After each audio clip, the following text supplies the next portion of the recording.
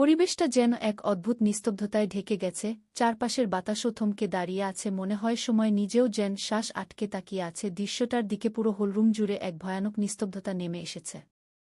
কেউ কথা বলছে না, কেউ শ্বাস নিচ্ছে না, সবাই কেমন জানি ভয়ে জমে আছে। সামনে দাঁড়িয়ে আছে রৌদ্র আর তুরা। রৌদ্রের মাথা নিচু, যেন অপরাধের ভারে নুয়ে পড়েছে তার কাঁধ। ঠিক তখনই তনুজা খান চিৎকার করে উঠলেন, তুরা বলে ছুটে এসে তুরাকে জড়িয়ে ধরলেন বুকের মাঝে। তুরার চোখে অশ্রু, কাপা হাতে মাকে শক্ত করে আঁকড়ে ধরল সে। পরক্ষণেই তিথি দৌড়ে এসে জড়িয়ে ধরল তার বোনকে। চারপাশে যেন একটু শান্তির বাতাস বইতে শুরু করেছে, সবাই দীর্ঘ নিঃশ্বাস ফেলেছে, স্বস্তিতে তুরা ফিরে এসেছে, সেটাই যেন এক অলৌকিক শান্তি। কিন্তু সেই শান্তির মুহূর্ত স্থায়ী হল না এক সেকেন্ডও। হঠাৎই এক বজ্রকণ্ঠে গর্জে উঠল এক ভয়াল ডাক, রৌন্দ্র! সেই কণ্ঠে ঘরটা কেঁপে উঠল। সবাই চমকে উঠে তাকিয়ে দেখল আনোয়ার খান দাঁড়িয়ে আছেন দরজার কাছে, চোখ লাল, রাগে ফুঁসছে তার মুখ।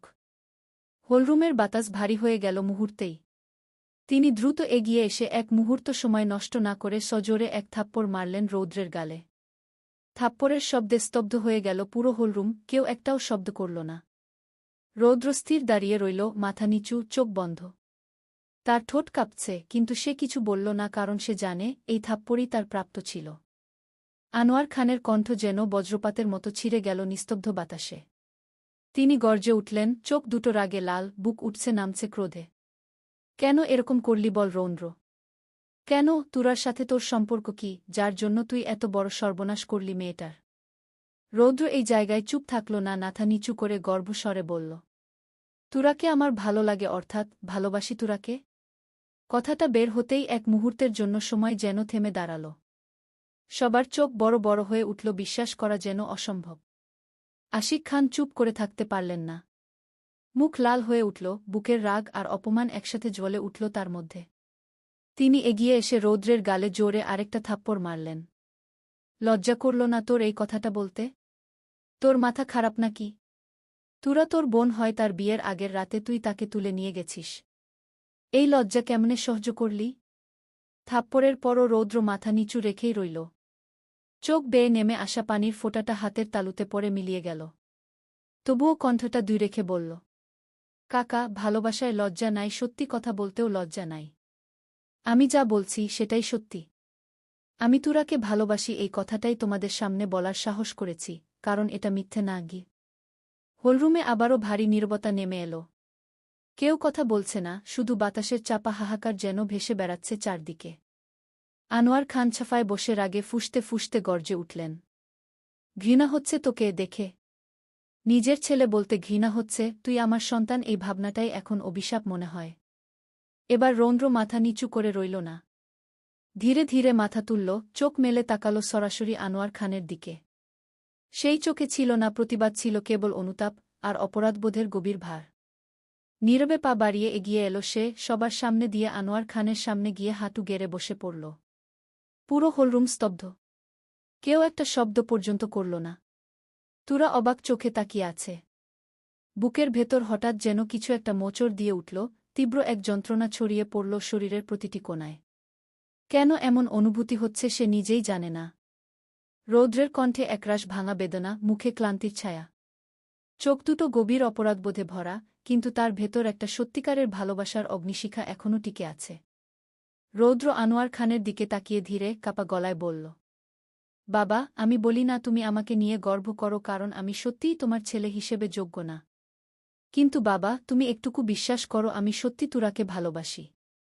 আমি জানি না কেন আমি ওকে নিয়ে গেলাম, হয়তো আমার ভালোবাসাটা পাগলামিতে পরিণত হয়েছিল, যা আমি তখন বুঝিনি যে আসলে। রৌদ্র একটু থেমে তুরার দিকে তাকালো, চোখে একরাশ অপরাধ, তবু তার ভেতর নিঃস্বার্থ অনুশোচনার কোমল ছোঁয়া। সেই দৃষ্টির ভেতর দিয়ে যেন সব কথা বলে দিল যা মুখে আর বলা সম্ভব নয়। তারপর নিচু গলায় শেষ কথাটা বলল, ভালোবাসা জোর করে হয় না। তুরা এক মুহূর্ত রৌদ্রের দিকে তাকিয়ে রইল। তার চোখে ছিল এক অদ্ভুত মিশ্র অনুভূতি, রাগ, কষ্ট, আবার কোথাও গভীর মায়াও। কিন্তু সেই দৃষ্টি বেশিক্ষণ টিকল না। পরক্ষণেই তুরা মুখ ফিরিয়ে নিল, যেন নিজের ভেতরের ঝড়টা রৌদ্র বুঝে না ফেলে। আনোয়ার খান স্থির হয়ে বসে আছেন, মুখে কোনো কথা নেই। চারপাশ এখনও নিস্তব্ধ, কিন্তু তার নীরবতা যেন কোনো কথার চেয়েও ভারী। চোখের কোণে কঠোরতা, অথচ বুকের গভীরে দহন। রৌদ্রের বলা প্রতিটা শব্দ তার ভেতরের পিতৃত্বকে কাঁপিয়ে দিচ্ছে। রৌদ্র ধীরে আবার মুখ তুলে আনোয়ার খানের দিকে তাকাল, গলার স্বর ভারী হয়ে এল। বাবা, আমি জানি আমি ক্ষমার যোগ্য নই। কিন্তু অপরাধ করলে ক্ষমা চাওয়াটাই সবচেয়ে বড় কাজ, তাই আমি বলছি, পারলে আমাকে মাফ করো গো। শেষ কথাটুক বলেই রৌদ্রের ঠোঁট কেঁপে উঠল। মাথা নিচু করল সে, যেন পৃথিবীর সব বোঝা তার কাঁধে চেপে আছে। অজান্তেই চোখ থেকে টুপটাপ করে কয়েক ফোঁটা অশ্রু মেঝেতে পড়ল। সেই অশ্রু যেন নিস্তব্ধতার বুক চিরে শব্দ তুলল। আনোয়ার খান তখনও নীরব। তার চোখের গভীরে একরাশ হতাশা আর অব্যক্ত কষ্ট জমে আছে। কেউ যেন বুঝতে পারছে না তিনি রাগে নাকি বেদনায় চুপ করে আছেন। চারপাশে উপস্থিত সবাই নিঃশব্দ, শুধু রৌদ্রর কণ্ঠই ভেসে আসছে ভারী হয়ে। রৌদ্র ধীরে ধীরে উঠে দাঁড়াল। তার মুখটা ফ্যাকাশে, চোখ দুটো লাল হয়ে আছে কান্না চেপে রাখার চেষ্টায়। সে ধীরে আশিক খানের সামনে এসে হাত জোর করল, গলা কেঁপে উঠল তার কথায়। কাকা, তুমিও আমাকে মাফ করে দিও। তখন আমি নিজের মনের সাথে লড়াই করতে পারিনি, তাই পাগলামিটা করে ফেলেছিলাম। তখন বুঝিনি ভালোবাসা কখনো জোর করে পাওয়া যায় না। আমি ভাবতাম তুরাকে শক্তি দিয়ে নিজের করে নেব, কিন্তু তুরাই আমাকে শিখিয়েছে ভুলটা আসলে আমার কথায় যে। রৌদ্র হঠাৎ থেমে গেল। চোখ তুলে আবারও তাকাল তুরার দিকে। দুজনের দৃষ্টি এক মুহূর্তের জন্যে মিলল। চোখে চোখ মিলতেই তুরা আবারও চোখ নামিয়ে নিল, মুখে কোনো শব্দ নেই। রৌদ্র তুরার দিকে তাকিয়েই নিঃশব্দে বলল, ভালোবাসা কাউকে জোর করে নিজের করে নেওয়া নয়, ভালোবাসা নিজেকে বদলে সম্মান দিয়ে গড়ে তুলে নিতে হয় গি। কথাটা বলেই রৌদ্র মাথা নিচু করে নিল, যেন নিজের বলা প্রতিটা শব্দেই নিজের দোষটা আরও গভীরভাবে অনুভব করছে। ঘরটায় আবারও নেমে এলো ভারী নীরবতা, আর সেই নীরবতা যেন প্রত্যেকের হৃদয়ের ভেতর ঢেউ তুলে গেল। রৌদ্র নিঃশব্দে চোখের পানি ফেলতে লাগল। সেই চোখের পানি কেউ দেখার আগে আলতো করে মুছে নিয়ে বড় বড় শ্বাস নিল। হঠাৎ সবার দিকে চোখ ঘুরিয়ে গভীর অভিব্যক্তিতে রৌদ্র বলল, আমি অপরাধ করেছি, সেই অপরাধের প্রায়শ্চিত্ত করব। আমি আজ আব্রাহাম রৌদ্র খান সকলের সামনে বলছি, আমি তুরাকে শিহাবের হাতে তুলে দিবগু। কথাটা বলতেই রৌদ্রের বুকের ভিতর যেন মুচড় দিয়ে উঠল, ধমনী জোরে ফুপিয়ে উঠল। রৌদ্রের এই সাহসী সিদ্ধান্তে সবাই অবাক হয়ে তার দিকে তাকাল। তুরাও চমকে চোখ বড় করে রৌদ্রের দিকে তাকাল। রৌদ্রের কথা শুনে আরিফুল খান মুহূর্তে কপালে ভাঁজ নিয়ে বলল, শিহাব কি এখন তুরাকে বিয়ে করতে চাইবে? তুই শিহাবকে মেরেছিস, আর শিহাব এখনও হসপিটালে। শিহাবের বাবা মা কি এখনও তুরাকে মেনে নেবেন? রৌদ্র কিছুক্ষণ চুপ থেকে গভীর শ্বাস নিয়ে কণ্ঠে দৃঢ়তা রেখে বলল, আমি শিহাবকে বলবো, আমি রাজি করাব। সেটা সবাই আমার উপর ছেড়ে দাও, তোমরা তুরার বিয়ের সব ব্যবস্থা করে ফেলো। কথাটা বলতেই রৌদ্র চোখের পানি আড়াল করে বড় বড় পা ফেলে বাড়ি থেকে বেরিয়ে গেল। পুরো হল রুমটা মুহূর্তে নিস্তব্ধ হয়ে গেল, সবাই হতভাগ হয়ে একে অপরের দিকে তাকিয়ে রইল। তুরাও সবকিছু ভুলে বরফের মতো জমে দাঁড়িয়ে রইল। হৃদয়ে এক অজানা উত্তেজনা আর ভয়, মনে হচ্ছিল যেন সময় থমকে গেছে, চারপাশের সবকিছুই ক্ষণিকের জন্য নিশ্চুপ হয়ে গেছে। রৌদ্র তখন বাড়ি থেকে বেরিয়ে সুজা হসপিটালে আসে। সে ভালোমতো জানে না শিহাব কোন হসপিটালে ভর্তি। অনেক খুঁজে বহু হাসপাতাল ঘুরে অবশেষে একটা হসপিটালে এসে সে জানতে পারে একজন রোগী শিহাব নামে আছে এখানে। রৌদ্র শিহাবের কক্ষের নাম্বার জেনে ধীরে ধীরে সেই দিকে এগোতে লাগল। প্রতিটি ধাপের সাথে তার হৃদয় আরও ভারী হয়ে উঠছে, যেন প্রত্যেকটি কদমে সে তুরাকে হারানোর ভীতি অনুভব করছে। তার চোখের কোণে অজান্তেই নরম পানি জমে আসছে, মন মনে কেবল একটাই প্রার্থনা, শিহাব যেন কোনো ক্রমেই রৌদ্রকে ভুল না বুঝে। রৌদ্র শিহাবের কক্ষের সামনে এসে আচমকা মুখোমুখি হলেন শিহাবের বাবার সঙ্গে। শিহাবের বাবা রৌদ্রকে দেখে রাগে কষ্টে মুহূর্তে রৌদ্রের শার্টের কলার চেপে ধরে বললেন, তুই তাও হসপিটালে, তোকে খুঁজেই পাওয়া যাচ্ছে না। এখন নিজে থেকে এসেছিস আমার ছেলেকে কতটুক মেরে কতটা খারাপ অবস্থা করেছিস তা দেখতে। রৌদ্র শিহাবের বাবার এমন আচরণে অবাক হল না, কারণ সে যা করেছে তার পরিণতিও এটাই হওয়ার কথা। গলাটুকু শুকিয়ে গিয়েছে, হৃদয়ে এক ধরনের ক্ষত, কিন্তু সে এখন রাগ উসকে তুলতে চায় না, বরং শান্ত করে বিশ্বাসটা বোঝানোর চেষ্টা করতে চায়। রৌদ্র ধীর কণ্ঠে নিজের দোষ স্বীকার করার আগ্রহে কাপতি হাত অল্প করে বাড়িয়ে একটু নম্রভাবে বলল, আঙ্কেল প্লিজ আপনি শান্ত হন, আগে আমার কথা শুনেন গু। শিহাবের বাবা আরও তেতে উঠলেন, চোখে রাগের আগুন, হাতে শক্ত করা আহরণ। তিনি চিৎকার করে জবাব দিলেন, কি শান্ত হব? হ্যাঁ, তোকে আমি ছাড়ব না, তোকে আমি জেলের ভাত খাইয়েই ছাড়ব। রৌদ্র ধীরে খানিকটা কাপতি কণ্ঠে বলল, আঙ্কেল, আমি এখানে কোনো ঝামেলা করতে আসেনি। আর আপনি আমাকে যা করবেন সেটা পরে দেখবেন, কিন্তু এখন আমি একটু শিহাবের সাথে দেখা করতে চাই। রৌদ্র অনেক কষ্টে শিহাবের বাবার কাছেও মাফ চেয়ে শিহাবের বাবাকে হালকা শান্ত করল। তারপর অনুমতি পেয়ে ধীরে ধীরে শিহাবের কক্ষের ভিতর প্রবেশ করল। আর ভিতরে আসতেই আচমকা ঘটে গেল আরেক বিপদ। রৌদ্র যেন সবার সাথে লড়ছে, কারণ ভিতরে চলবে নির্লজ্জ ভালোবাসা। পর্ব 1-4-1-5 সারপ্রাইজ পর্ব। লেখিকা প্রিয়া সেনিউ। বাতাসের প্রতিটি স্পন্দন যেন হঠাৎ বরফঠান্ডা হয়ে গেছে। চারপাশের সমস্ত শব্দ, সমস্ত গতি এক অদৃশ্য প্রাচীরে ধাক্কা খেয়ে থমকে দাঁড়িয়েছে। মনে হচ্ছে এই মহাবিশ্বের কোনো এক গোপন সুইচ হঠাৎ বন্ধ হয়ে গেছে। কেবল পরিবেশ নয়, সেই নীরবতার ভারের সময় নিজেও যেন নিঃশ্বাস নিতে ভুলে গেছে।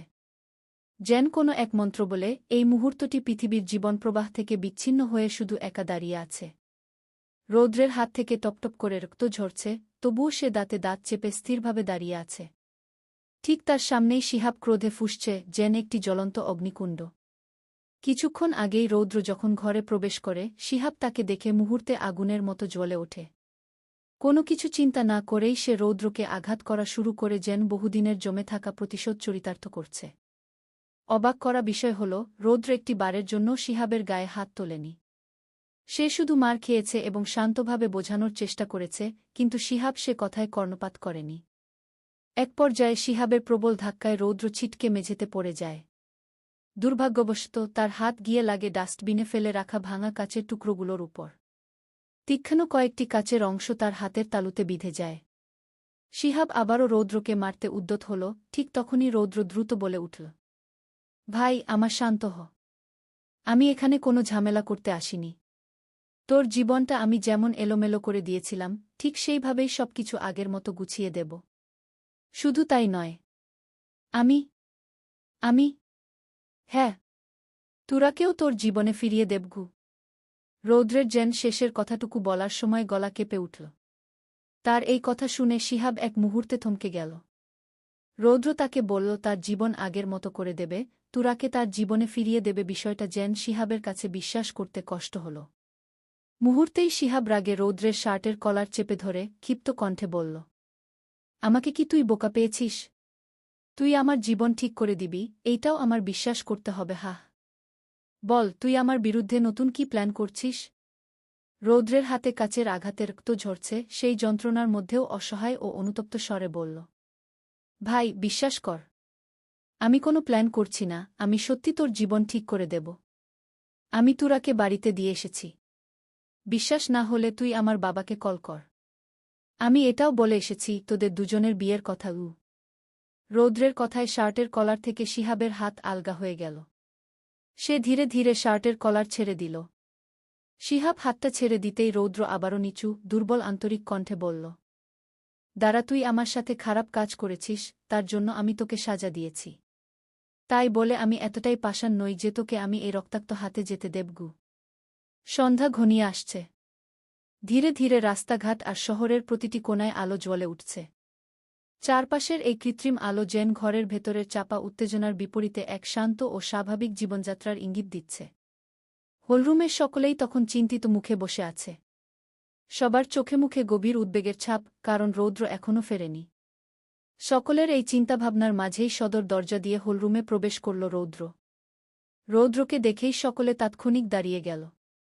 রৌদ্রের মুখে মারের স্পষ্ট ছাপ, এক দেখাতেই বোঝা যাচ্ছে কেউ তাকে আঘাত করেছে। আবার হাতে ব্যান্ডেজ দেখে সবাই অবাক ও স্তম্ভিত হয়ে গেল। রৌদ্রের মা রৌশনী খানের কলিজা যেন শুকিয়ে গেল। মুহূর্তে তিনি দৌড়ে এসে রৌদ্রের দুই গালে হাত দিয়ে অস্থির, উদ্বিগ্ন ও ব্যাকুল স্বরে বলল, তোর কি হয়েছে বাবা? তোর এই অবস্থা কে করেছে? আর হাতে ব্যান্ডেজ কিসের?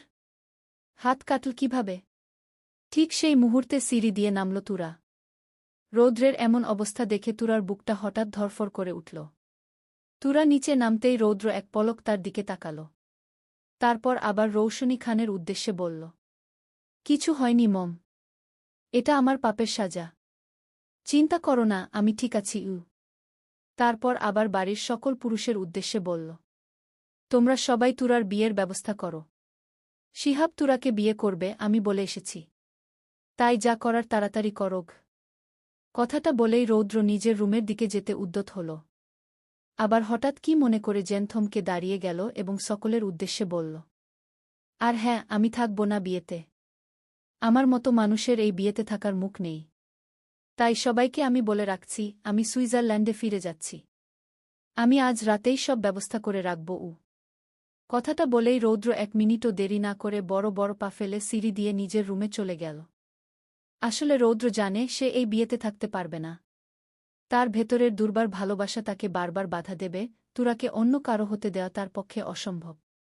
এই বিয়েতে থাকলে হয়তো তার পুরনো পাগলামি আবারও জেগে উঠবে।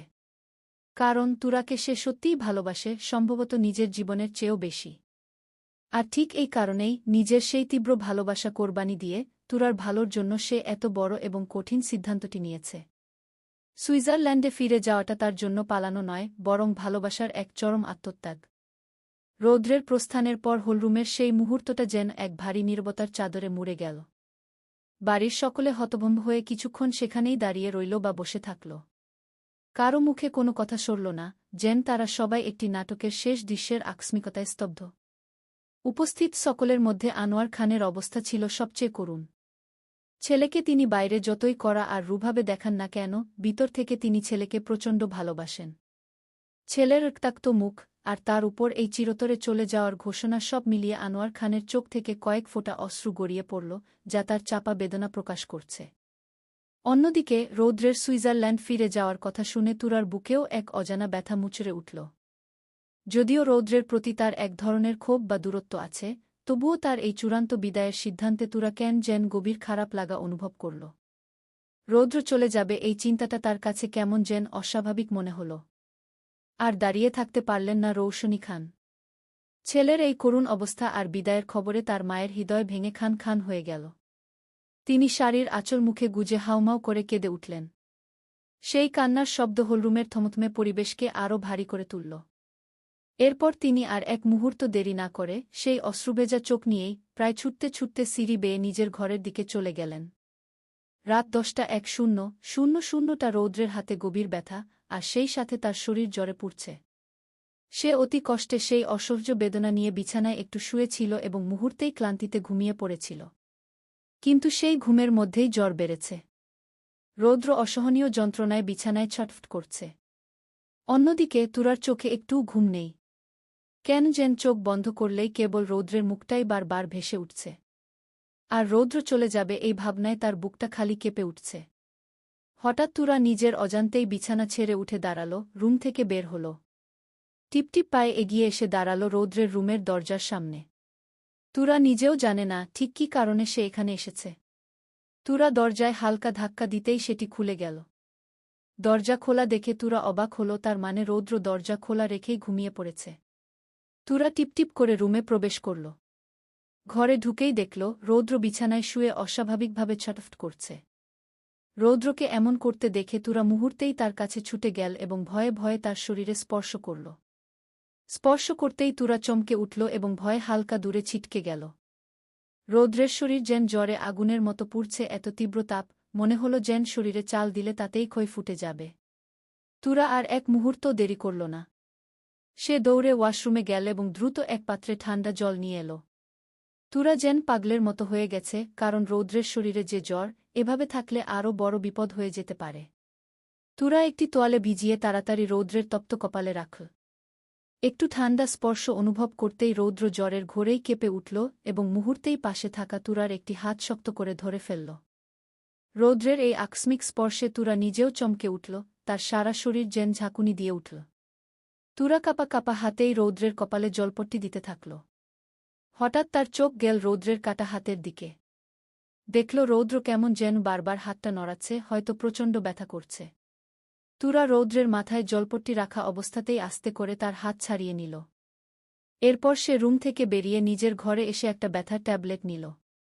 তারপর চুপি চুপি নিচে এসে রান্নাঘর থেকে ফোনের ফ্ল্যাশলাইট জ্বালিয়ে এক প্লেট খাবারও নিল। তুরা নিজেও জানে না কেন সে এমন করছে, আর কেনই বা সে রৌদ্রকে সেবা করার জন্য এতটা ব্যস্ত হয়ে পড়েছে। তুরা সাবধানে এক প্লেট খাবার এবং ব্যথার ট্যাবলেট নিয়ে রৌদ্রের রুমে প্রবেশ করল। ঘরে এসে সে গভীর চিন্তায় পড়ে গেল। এত জ্বরের ঘোরে থাকা রৌদ্রকে এখন সে কিভাবে ডাকবে? আর ব্যথার ট্যাবলেট খাওয়াতে গেলে তো আগে তাকে ভাত খাওয়াতে হবে। রৌদ্র তো কিছু খায়নি, শুধু রৌদ্র কেন, আজকের দিনে এই বাড়ির কেউই দুশ্চিন্তায় ঠিকমতো ভাত মুখে তোলেনি। এই পরিস্থিতিতে রৌদ্রকে জাগানো বা খাওয়ানো দুটোই যেন তার কাছে কঠিন পরীক্ষা মনে হল। তোরা কি করবে এখন? বাড়ির কাউকে ডাক দেবে? কিন্তু এত ধকল যাওয়ার পর হয়তো সবাই গভীর ঘুমে আচ্ছন্ন। অনেক কিছু ভেবে তুরা একটি লম্বা শ্বাস নিল। সে খাবারের প্লেটটি পাশে রেখে রৌদ্রের পাশে এসে বসল, আলতো করে নম্র ও মৃদু স্বরে ডাক দিল। রৌদ্র ভাইয়া, শুনছেন? এই রৌদ্র ভাইয়া। প্রথম ডাকে রৌদ্র উঠল না। তুরা এবার সামান্য সাহস সঞ্চার করে রৌদ্রের শরীরটা হালকা ঝাঁকিয়ে আগের চেয়ে সামান্য উঁচু স্বরে ডাক দিল। রৌদ্র ভাইয়া, শুনছেন? রৌদ্রের এবার ঘুম ভাঙল, সে পিটপিট করে চোখ খুল। তুরাকে নিজের পাশে আবিষ্কার করতে দেখে সে যেন চমকে উঠল। পরক্ষণেই সে শরীরের তীব্র যন্ত্রণা অনুভব করতে পারল। শরীর কেমন দুর্বল, আর মাথায় জলপট্টি। রৌদ্রের আর বুঝতে বাকি রইল না যে তুরাই তার মাথায় জলপট্টি দিয়েছে। তবে অবাক করার বিষয় হল, তুরাকে এই গভীর রাতে নিজের ঘরে থাকতে দেখে। রৌদ্র বিস্মিত ও দুর্বল কণ্ঠে বলল, তুই এখন এই সময় আমার রুমে? রৌদ্রের কথা শুনে তুরা কি বলবে বুঝতে পারল না। সে তো নিজেই জানে না কেন সে এখানে এসেছিল। তুরা এসব কিছু ভেবে একটি দীর্ঘশ্বাস নিল, তারপর পরিস্থিতি সামাল দিতে অস্বস্তি ও দ্রুততার সাথে মিথ্যা কথা বলল। আসলে আমার জল তেষ্টা পেয়েছিল, তাই নিচে যাচ্ছিলাম। এমন সময় আপনার রুম থেকে শব্দ পেলাম। এসে দেখি আপনি বিছানায় ছটফট করছেন। পরে দেখলাম আপনার জ্বর এসেছে, তাই মাথায় জলপট্টি দিয়েছি। রৌদ্র দুর্বলতা নিয়েই তুরার দিকে তাকালো, তিক্ত হতাশা মেশানো কণ্ঠে বলল, তাই? আমার কষ্ট হলে তোর কি? থাকতে দে না এমন। সম্পূর্ণ কথাটা ছিল আমি মরে গেলেই তো তোর ভালো হবে, কিন্তু রৌদ্র কথাটা শেষ করতে পারল না। কেন পারল না, চলেন তার কারণটা জেনে নেই। মুহূর্তে তুরা রৌদ্রের কথা শেষ হতে দিল না। সে মুহূর্তেই ক্ষিপ্রগতিতে রৌদ্রের দিকে এগিয়ে এলো আর সঙ্গে সঙ্গে তার মুখ চেপে ধরল। তুরার বুক তখন তরতর করে কাঁপছে। বড় বড় শ্বাস নিতে নিতে সে রৌদ্রের চোখের দিকে তাকাল। রৌদ্র তুরার চোখের দিকে অপলক তাকিয়ে আছে। তুরা দম বন্ধ করা চাপা ক্রোধ ও উদ্বেগের মিশ্রণ স্বরে বলল, এসব উল্টাপাল্টা কথা বলবেন না। কথাটা বলেই তুরা থমকে গেল। সে এমন করল কেন? রৌদ্রের মুখে মরার কথা শুনে তার এত খারাপ লাগল কেন? এই দ্বিধায় তুরা সাথে সাথে রৌদ্রের মুখ থেকে হাত সরিয়ে নিল। রৌদ্র তখনও তুরার দিকে তীব্র চোখে তাকিয়ে আছে। তুরা একবার রৌদ্রের দিকে তাকাল, পরক্ষণেই অস্বস্তিতে চোখ নামিয়ে নিল। পরিস্থিতি হালকা করার জন্য সে দ্রুত, অসহজ ও দ্রুত স্বরে বলল, যেন নিজের অনুভূতি ঢাকতে চাইছে, ওই ওই আর কি? এসব উল্টাপাল্টা কথা বলা ভালো না। আল্লাহ অসন্তুষ্ট হন, তাই আমি বলতে নিষেধ করলাম। রৌদ্র দুর্বলতা সত্ত্বেও তুরার চোখ থেকে দৃষ্টি সরাল না। সে তীক্ষ্ণ, জিজ্ঞাসু, ভারী ও দুর্বল কণ্ঠে বলল, আল্লাহ বিরক্ত হবে নাকি তুই কষ্ট পেয়েছিস? কোনটা? তুরা যেন ধরা পড়ে গেল। সে দ্রুত নিজেকে সামলে নিয়ে সামান্য কৃত্রিম রাগ দেখিয়ে বলল, যেন অস্বীকার করতে চাইছে, আজব! আমি কেন কষ্ট পাব? আমার একটুও কষ্ট হয়নি। আচ্ছা, এসব বাদ দিন। আমি আপনার জন্য খাবার নিয়ে এসেছি, খেয়ে নিন। আর ব্যথার ট্যাবলেট নিয়ে এসেছি, সেটাও খেয়ে নিন। আমি যাচ্ছি। কথাটা বলেই তুরা উঠে যেতে উদ্যত হল। হঠাৎ সে থমকে দাঁড়িয়ে গেল। তার সারা শরীরে যেন এক শীতল শিহরণ বয়ে গেল। বুকটা তার আগের চেয়েও জোরে তরতর করে কাঁপতে লাগল। কারণ চলবে।